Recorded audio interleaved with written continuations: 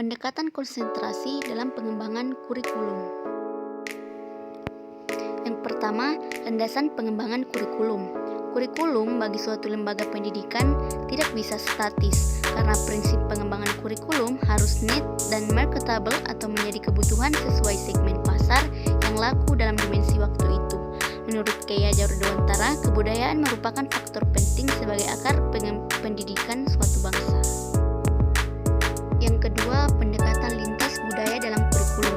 Keberlakuan Undang-Undang Nomor 22 Tahun 1999 tentang otonomi daerah tidak akan secara langsung menjadikan pendekatan multikultural berlaku dalam pengembangan kurikulum di Indonesia.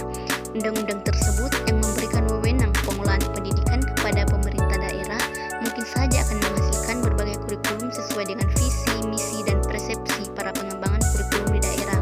Tetapi tidak mungkin bahwa kurikulum yang dikembangkan tersebut tidak dikembangkan berdasarkan pendekatan budaya, apalagi pendekatan multikultural. Yang ketiga, kurikulum multikultural masa mendatang.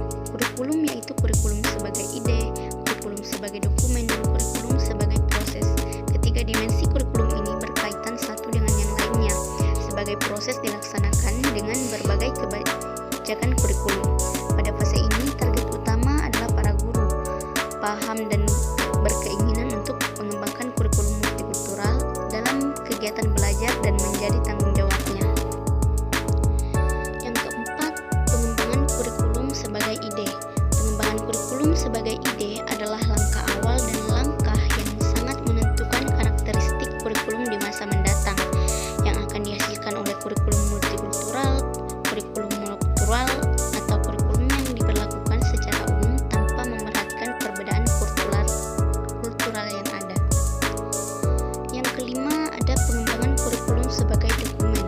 Pengembangan kurikulum sebagai dokumen menyangkut pengembangan berbagai komponen kurikulum seperti tujuan, konten, pengalaman belajar, dan evaluasi. Pengembangan kurikulum multikultural harus terbuka pada berbagai pandangan dan pendekatan perumusan tujuan.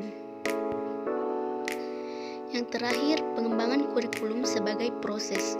Ada 4 hal yang harus diperhatikan guru dalam pengembangan kurikulum sebagai proses. Yang pertama, posisi siswa sebagai subjek dalam belajar. Yang kedua, cara belajar siswa yang ditentukan oleh latar belakang budaya. Yang ketiga, lingkungan budaya mayoritas masyarakat dan pribadi siswa adalah entry barrier kultural siswa. Dan yang keempat, lingkungan budaya siswa adalah sumber belajar. Sampai di sini materi yang dapat saya sampaikan.